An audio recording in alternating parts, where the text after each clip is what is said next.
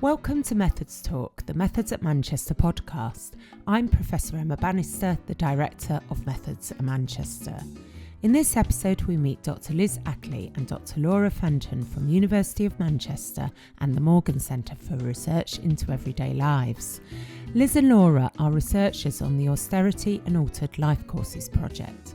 The project aims to understand how the impacts of austerity are felt on the ground long after funding cuts have been implemented, and is particularly focused on the lives of young people in Greater Manchester in the United Kingdom, Barcelona province in Spain, and Sardinia in Italy.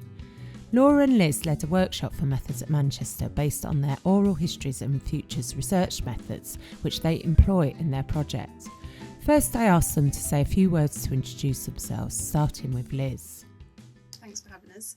I'm Liz Ackerley. I'm a researcher at the University of Manchester, and so far my research kind of over the last 10 years has focused mainly on young people's lives in a variety of contexts. So started off thinking about gender inequalities.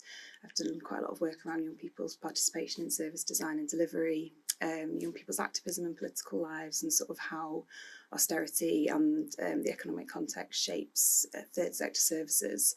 And more recently, I've joined the Austerity and Altered Life-Courses project. I say more recently, I think it's been 2.5 years, so not all that recent, where I lead on the work in Sardinia. I think Laura's going to talk a little bit more about the sites in which we work. Brilliant, thank you. And Laura? Yeah, so I'm Laura Fenton and I'm a sociologist. I'm based at the Universities of Manchester and Sheffield. And my research is mainly focused on youth, life course and generation, and how people's biographies both shape and are shaped by wider historical change. So I'm interested as well in creative methods and in working with non-academics in community settings to develop methods that support them to sort of build social infrastructure and improve empathy and understanding. Fantastic. I know we'll be talking a bit more about some of those methods. So first of all, I thought it'd be useful to sort of learn a little bit more about the wider project, the Austerity and Altered Lives project that you're both involved in. So I don't know if you want to go first. Laura. So following the global economic crisis of 2008, as we know, many governments internationally introduced huge cuts to public services. And these cuts have had devastating impacts on many people's lives. They've also continued over time, so in most cases funding hasn't been restored to pre-2008 levels, and we continue to live with the kind of after effects of the initial cuts.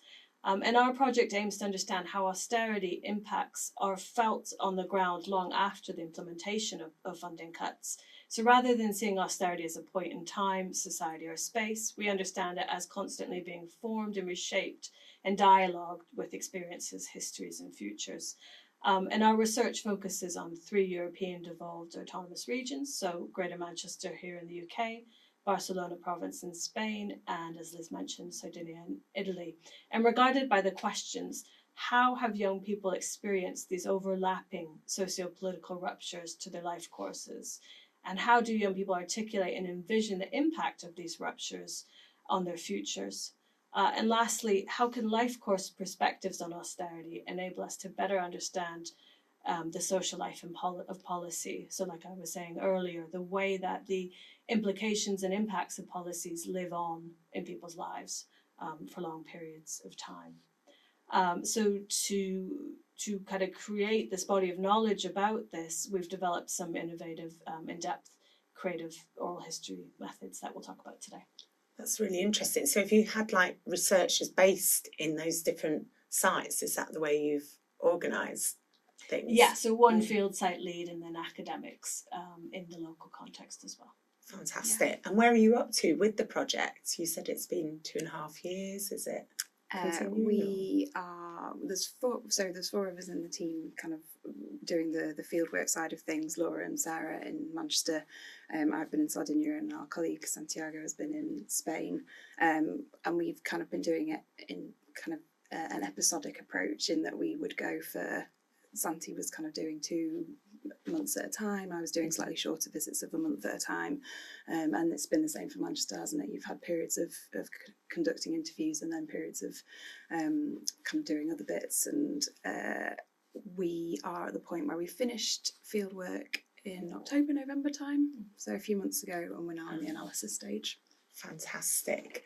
And I know you came to us and you very kindly did an excellent workshop with us focusing on the oral histories and futures approach. And I wondered if I'm calling it an approach, but actually my first question about this is, how would you describe it? Is it a method, a set of methods, approach? I don't know if you want to say a little bit about that, Liz. Yeah, that's a good question. We do describe it as a method. It derives from oral history methods, but it is kind of all three, I suppose. Approach and a method, and a bit of an orientation.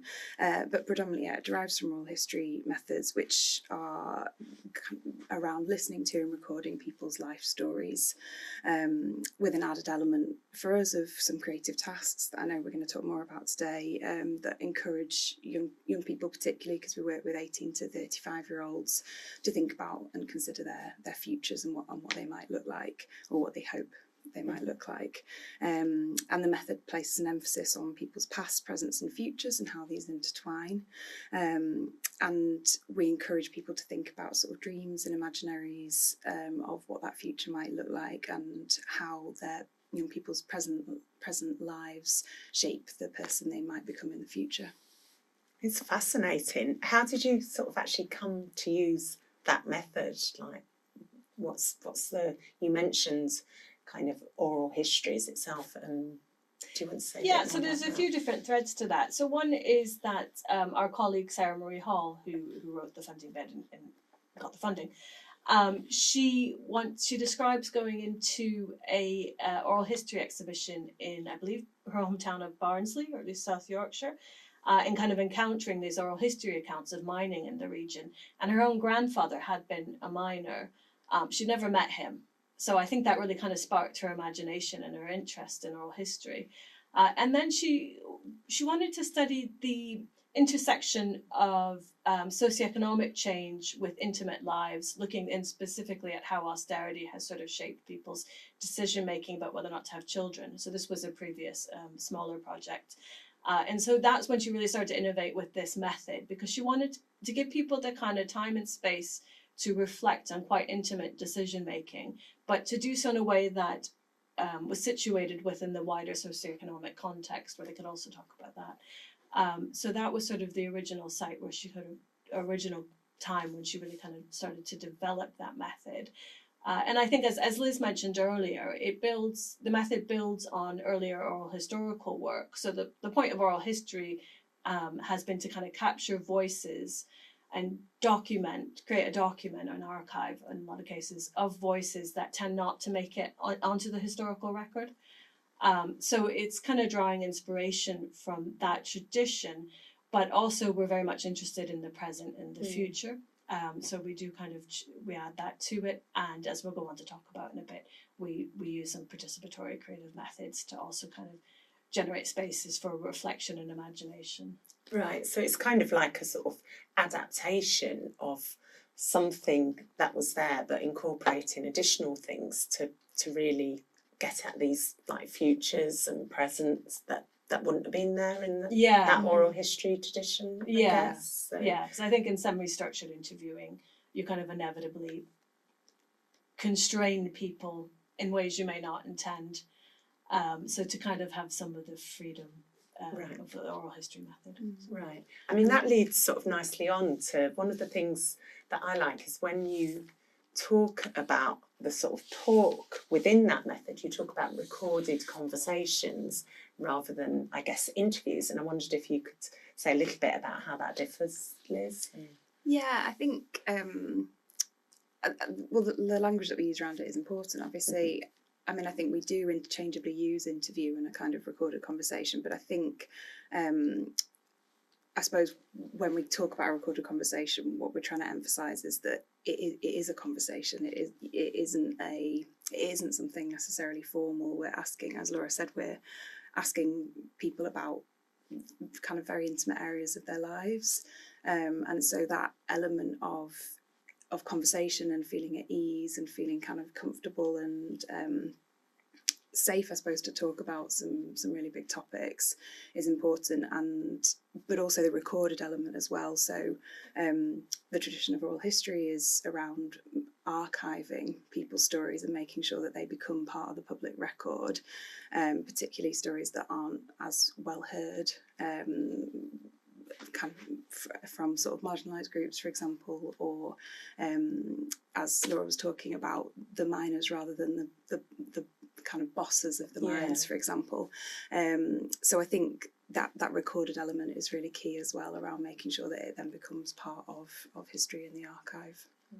And is there a sort of power dynamic thing there as well? The fact that they're conversations rather than necessarily directed by the interviewer as well? I mean, you mentioned semi-structured interviews. I mean, I guess, with a semi-structured interview, you kind of have a script, don't you? Is there an element?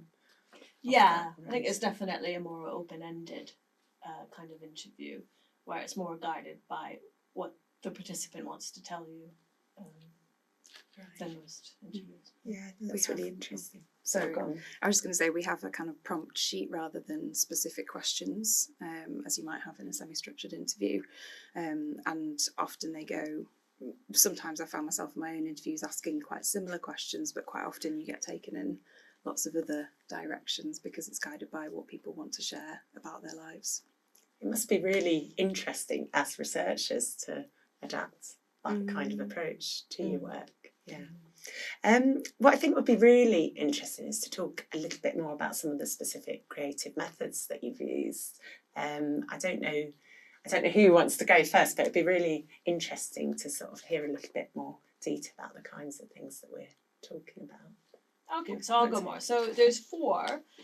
It was always optional to people if they do any and how many they do, to put it that way. But we did have a kind of a bank of 4 techniques that we used. And the first one I'll tell you about is the postcard to your future self. So in this, we ask participants to write a short letter, so postcard length, to themselves in the future. So we ask them to think about what you want to tell this person, this future you. If you were to give your future self any advice about things we talked about in the interview, as normally this would happen sort of after, just as the interview was ending, what would you tell your future self? What advice would you give that person? We then ask them to share it and what they've written, or suggest that we read it out. And we ask some follow-up questions about it. And Liz has kindly brought some samples of some of the different postcards we use. So we give them the option to create their own, so to draw an image at the front, or we had some choices from the projects that we'd developed with an artist called India Joseph, yeah. And that was quite a good, I mean, a lot of people chose that, and I think one of the nice things about it is postcards are by their very nature compact things, so it didn't feel like this overwhelming kind of arts-based method where people were worried about their skills or anything like that. It was quite a compact, and also sometimes the interviews would be quite long, so it was kind of temporally compact as well, if you like. It didn't take a long time for people to do it. We did find, so sometimes it worked very well and it really got people thinking about who is this future me, right? And other times we did find that it kind of produced quite normative accounts of the future. So it was almost like people stepped back into a script that was kind of guided by a perception of what other people think they should want for the future. Right. In a way that maybe they hadn't been in their interview. So I don't know, like 3 children and a bunny rabbit. And where maybe they hadn't said that in their interview. So that's something about the method we'd like to think about a bit more.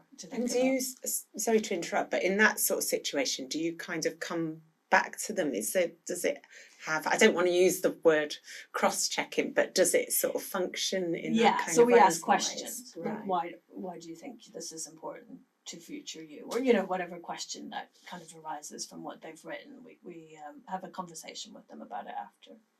Yeah. And then another method I'll just briefly tell you about was photo elicitation. So this is prior to the interview. We ask people to select a small number of photos, so 3 to 5, that best capture their everyday lives. Mm-hmm. So at home, at work, or during a hobby. And then during the interview, we asked them about the photo. We asked them what they think it captures about their lives. And we also asked them to imagine what that scene might look like in 10, 20 years' time. So that's a way to sort of get them to envision the future, and to talk about their life in the future. And I personally had a lot of participants choose this, and I do think it kind of worked quite well. And it was quite different from when I've done photo elicitation in the past, because of this element of thinking about the future. That was something I hadn't. It was Sarah's idea, and it was just something I never thought of doing. And were they photographs they taken themselves, like presumably on their smartphone, or? Yeah, or sometimes it was them with someone who was close to them. But yeah, sometimes it was photos they had taken as well. Right, okay. So I don't know if you want to, before we talk more widely, but you got some. Yeah, methods. introduce the other two. Yeah. So the other two, and as Laura said, we invite people to do these beforehand if they wanted to, or in the interview setting. And one of the ones that we suggested might be good to do in advance is this idea of future storytelling. And this came from some of our colleagues in Sardinia, Valentina Cuzzocrea and Giuliana Mandic, who used this in some work with secondary school age young people in Sardinia, and they asked young people to write an essay imagining they're 90 and telling their lives kind of retrospectively. Wow.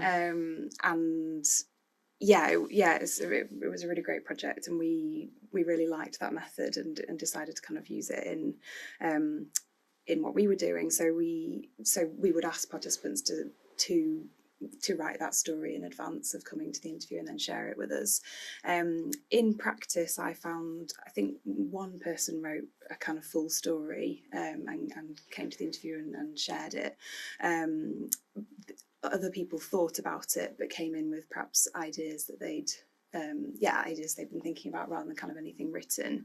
But I think that's one of the important things about all of these methods, is that they're flexible. You know, a lot of people said, well, at one interview he said, I went for a walk on the beach and I really thought about it, but I haven't written anything down. And, you know, that's, of course, absolutely fine. You know, it's, but it's part of that, I suppose, preparation for the conversation that we were having.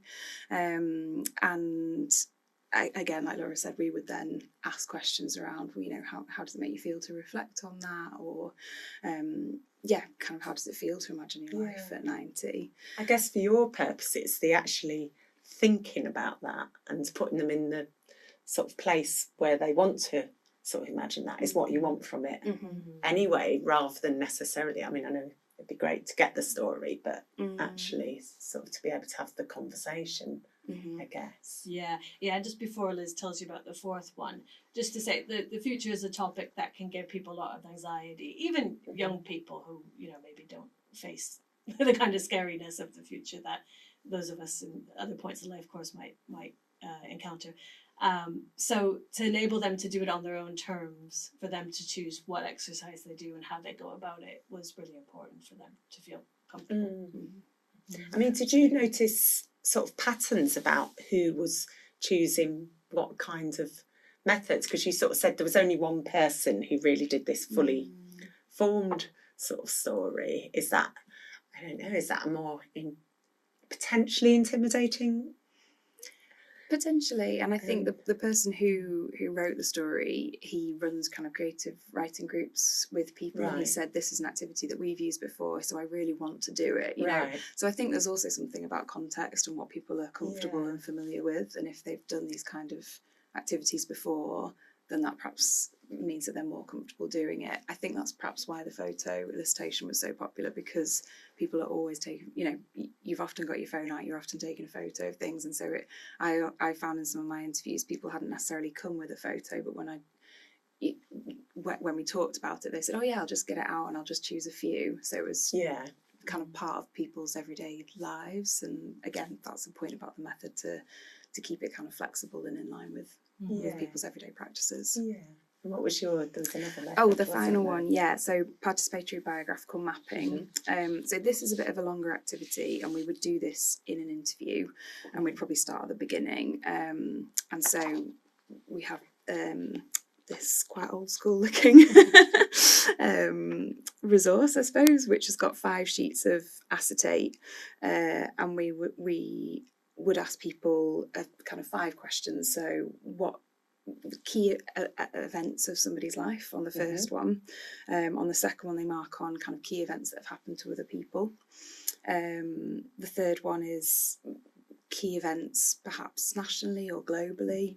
And then on the last 2, there's a question about how you think your future will unfold. And then the last one is how you would like your future to unfold. And again, this was quite a flexible method in that I think some people did it where, they answered all 5 questions. I know in some of mine, people started mapping out their lives, and then that almost took kind of all the time that they had, and so they would add other things in on the first piece of paper. So again, quite a flexible method, but for some people said very clearly, I don't like timelines and I don't want to do that. Other people said, oh, that really speaks to me, and actually it's going to really help me to map it out because lots of things have happened, and sort of reflected back. I was analysing an interview the other day where a young man said, it feels like I'm looking at sort of a film of my life, and that being in a kind of positive way of I feel glad that it's kind of all there, and that those things have happened even if they weren't always positive memories. So was that something that participants would do in the context of the interview itself rather than and that's quite interesting. So it's about capturing the wider contextual things that are happening in the world and what is going on for them at that particular point of time and those around them, I guess. Really interesting thinking about how the methods kind of worked together. Did you get people who were doing absolutely everything, or did most people just pick up on like 1 or 2 things that they wanted to do? I had quite a few do 2 postcards. Right. Yeah, same. I had a few who said, I want to do all of them, but then kind of either we didn't have time or they didn't have time to kind of prep, do any preparation in advance, which is obviously fine. But so I kind of had quite a lot of enthusiasm there around the methods, and that being a sort of something that encouraged people, I suppose, to take part, to try out different ways of. And were you noticing that sort of you sort of spread across, was it three cultural contexts? Were you sort of noticing that people in a particular cultural context tended to like a particular method, or did it not sort of, or particular generations maybe? I mean, I know they were all young people, but are there any patterns I'm not there? sure. We haven't actually talked about that. That would be interesting to think about. I did notice in Greater Manchester I had lots of photos and postcards, but then I don't think Sarah, who was also doing the research in Greater Manchester, I'm not sure she had nearly so many photos. So no, but that is something to consider. I was kind of thinking with the postcards, I mean, we think sort of, I mean, I'm sure a bit older than the 2 of you, but we should think of postcards as quite normal, and in a few years' time people will be like, what's a postcard? What's writing a postcard? So it's interesting thinking about the sort of different, sort of taking photos on your smartphone, and that's a very everyday activity, isn't it? And so, no, it's really interesting. I mean, you alluded to this before in terms of, I think it was you, Laura, that said sometimes, people don't want to think about the future, or it can be a little bit sensitive. I think that sort of leads us on to sort of asking, about some of the ethical issues associated with this. I mean, of course, all qualitative research we have to be prepared for eventualities that perhaps aren't predictable, but you really are sort of trying to get deep insights into people's lives. So I wondered if one of you wants to sort of say a little bit about that, perhaps.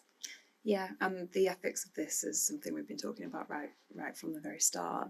And as you said, there's the kind of usual ethical considerations associated with all qualitative research, but specifically on this project, that idea of asking people about the future, and particularly the use of creative methods in doing that, because there is the potential to open up conversations that people may not have thought through before about their future lives. And I think we definitely found that in the interviews, where people would say, oh, I've not thought about it like this before, or and found it difficult. And I think some of the things that we did to mitigate perhaps some of that, or to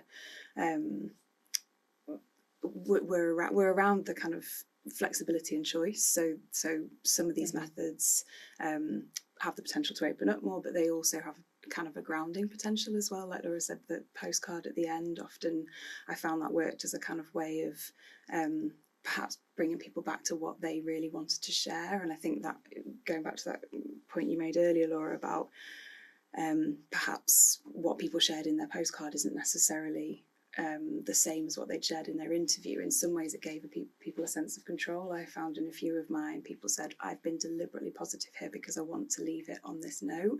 So there's something about the creative methods allowing people a sense of control over their narratives that they share.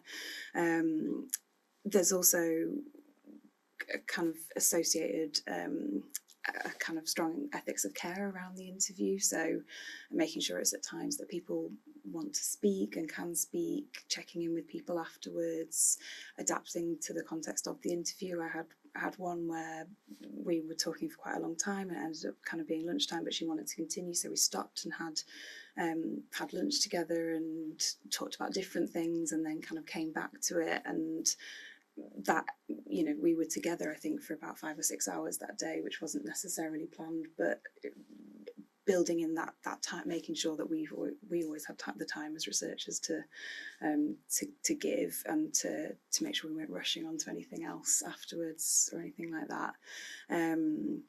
So I think, yeah, the kind of ethics of care that was around it, and making sure that we're available to follow up with people, working with organisations as well, so that we can signpost onto other support services.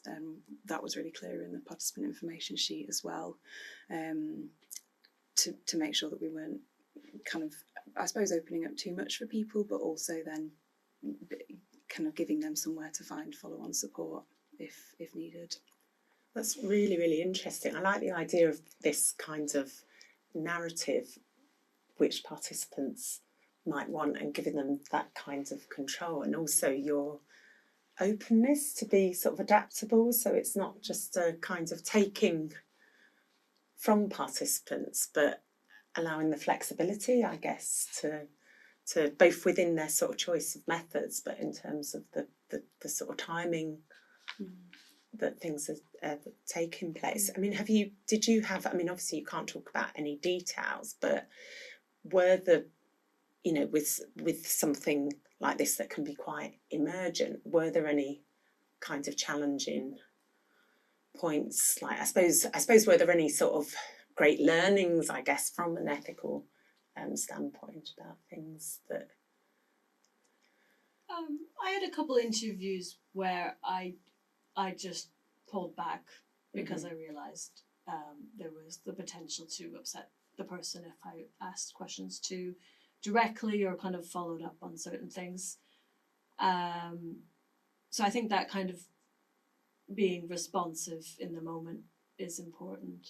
But I think having done it for a while, because this isn't the first project I've worked on, you sort of build a kind of sixth sense about how things are going, and what is really important, I think, is that you prioritize the person's well-being over getting the research done. So that's, having learned to do that, I think was important. So I think I was largely able to avoid people feeling distressed. I think there's also, we were very clear at the start of, you know, we would ask, is there anything you don't want to talk about, and kind of checking with people throughout. You know, if I had situations where people said, oh, I can't think about the future, I don't want to think about that, or, you know, and just kind of gently asking, you know, is it okay if I ask a question about this then, for example, or, you know, and then it's kind of on people's terms whether they respond or not. Making sure that people know we can skip any questions and they don't have to answer, and that can be, they don't even have to signal that verbally, they can just, you know, give us a little hand signal and we do something else. And also we give people, you know, ask at the end, do you want to take anything out? Particularly for people who chose to go in the archive, because it wasn't, although the idea behind the project was to archive most of the interviews, that was a choice. Obviously people could take part and take part anonymously and not go in the archive. But if people, we send people the recordings afterwards if they've chosen to go in the archive, so they can say, I don't want that bit in there, or I don't want that bit in there. And I think that, yeah, again, gives more of a sense of kind of control and over what you're sharing, because going back to that idea of, you know, you're potentially opening up stuff that people haven't thought about before, and that might be something they then are willing to go into a public archive and want to share, but it might be something that actually they want to keep to themselves or to the interview setting. And so when you sort of talk about the archive, this is actual recordings of their data, and as well as the, right, that's really interesting. Okay. So kind of thinking about the research, thinking about the oral histories technique, what might other people, obviously you looked at this in a particular kind of context with particular research questions, what might others take from this, and particularly perhaps thinking about in practice, in, you know, within organisations, community groups, or whatever? Yeah, so Liz and I went in, have worked with a local community storytelling group, and we held a workshop late last year. And we sort of adapted the method to be more relevant to the people in the room. So we talked a lot, as it was largely older people, and in discussing the method and sort of preparing the workshop, we reflected on how asking people about the personal future, depending on where they are in the life course, isn't always a very sensitive thing to do. You know, people might have may not want to talk about that. You know, that might not be something they really want to reflect a great deal on in a public setting. So we changed the method a bit to have that be an option, but also to have the option of talking about the future of where you live, and to sort of use kind of some of the more creative techniques to imagine the future of places that are important to you. The method's also been adapted to work with a group of older migrant women, so women from asylum-seeking refugee backgrounds in Greater Manchester. And again, that was in discussion with those groups. The decision was made, so voluntary sector groups that support migrant women and also that are run by migrant women. Decision was made to make it more about the future of people, like either their children or people like them who've had experiences like they've had. So I think in practice it does have a lot of application, but sometimes you need to be quite sensitive to who you're working with, I suppose.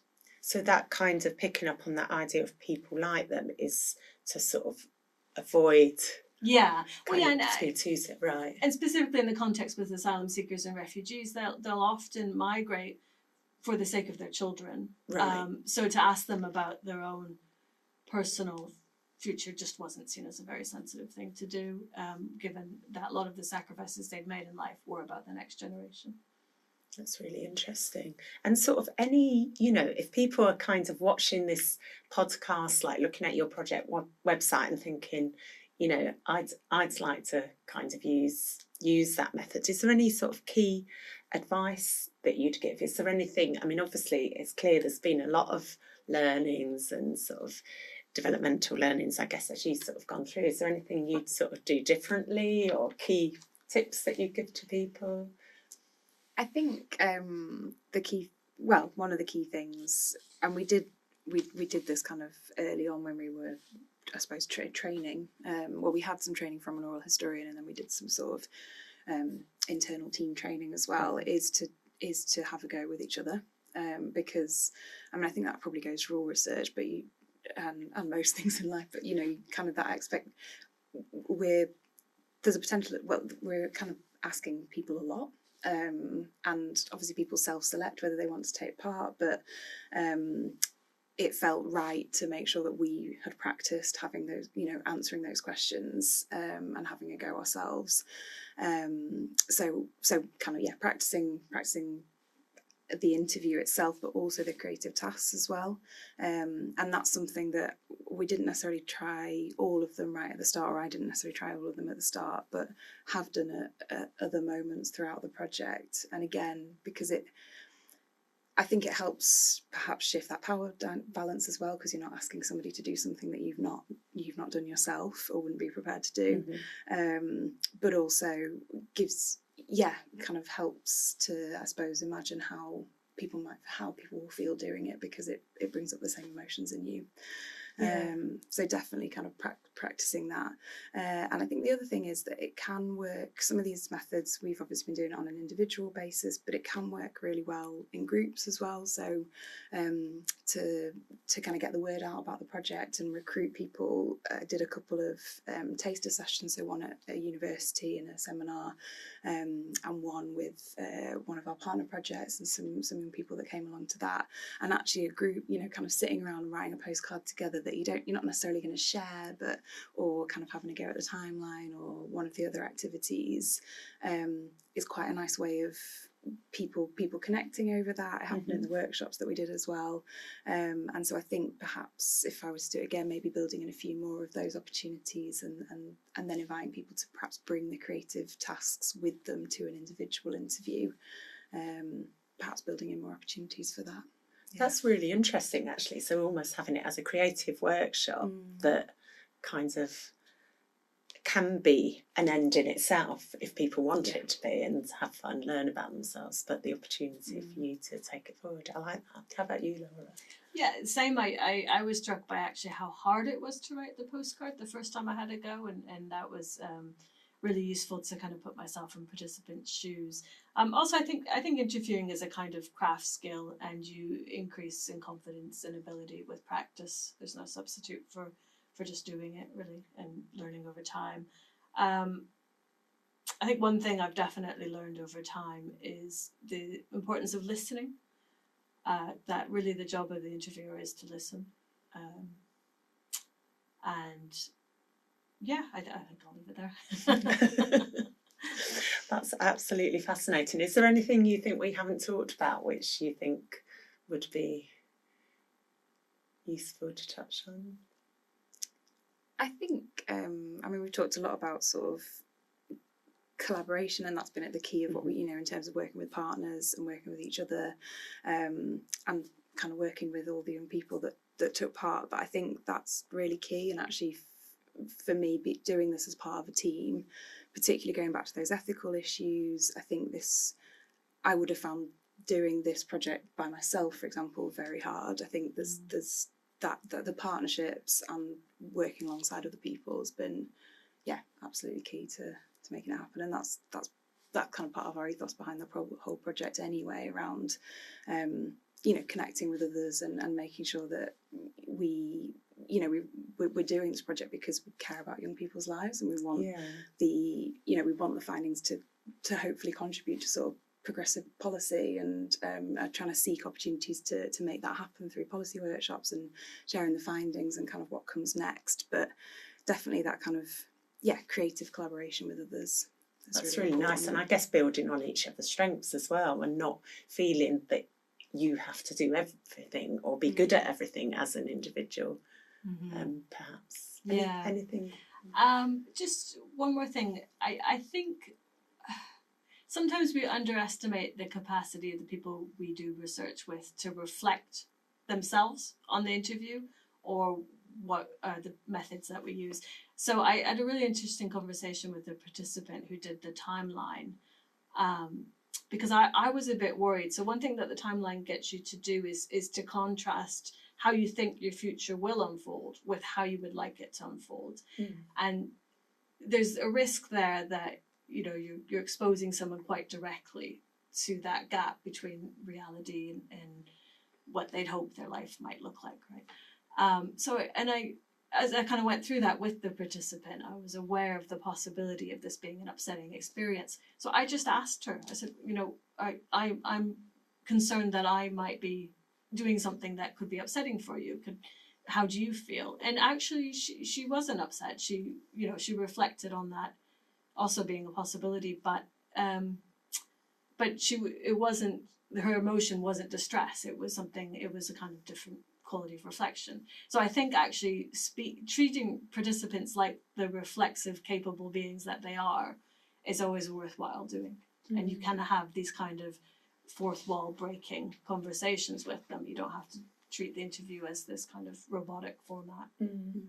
I guess, I mean, you're providing people with the space to actually have that reflection in our sort of busy lives, and you know, within the context of austerity, often people don't kind of have permission for that space, do they? So, and yeah, absolutely, yeah, as Laura said, really important not to make assumptions about kind of people's, I suppose, capacity to engage in these conversations, because actually, even if I remember our colleague Santi talking about some of his interviews in Spain where people found them very emotional and hard, and that's been the same for some of my interviews as well, but actually finding it quite a cathartic experience, sharing, and as kind of Laura said, just kind of building that space and having that conversation around it is can be really important.